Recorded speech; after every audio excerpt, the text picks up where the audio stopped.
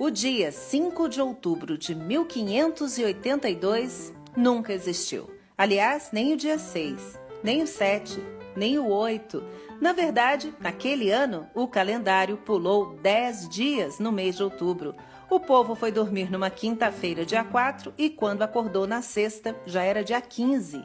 Essa medida foi tomada pelo Papa da época, o Gregório XIII. Daí o nome calendário gregoriano, que é o que a gente usa até hoje. Essa mudança ocorreu para corrigir o calendário usado antes, o chamado calendário juliano, que tinha esse nome porque foi criado pelo imperador romano Júlio César no ano 46 a.C. e que tinha origem lá no Egito. Se esse calendário antigo fosse mantido, o que ocorria depois de um determinado período era que o início das estações do ano seria adiantado e em 6 meses, um problemão. E aí a igreja ficou preocupada com a data da Páscoa, uma festa religiosa muito importante. Então era preciso fazer uma matemática para que o dia 21 de março coincidisse com o equinócio da primavera. E o que é equinócio?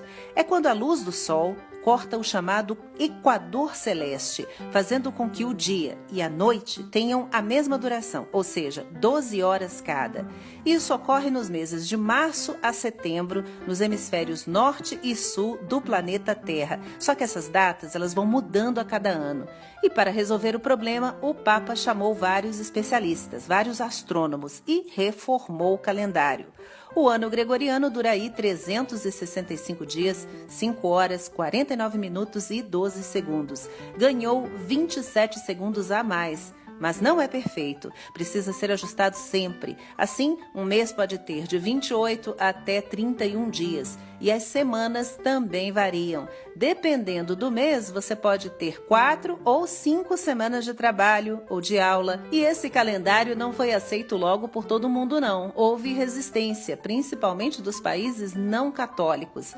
Na Grécia, por exemplo, ele só foi adotado em 1924, no século passado, portanto.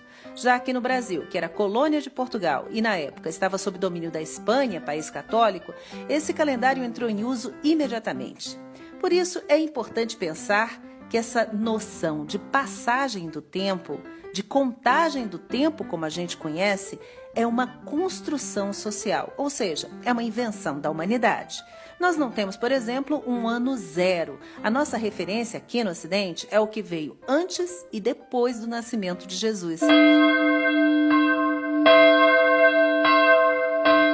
Então vamos parar para pensar. Será que datas como o ano 1000, que marcaria a realização daquelas profecias do fim do mundo esperadas pela população da Idade Média, realmente causaram tanto pânico assim?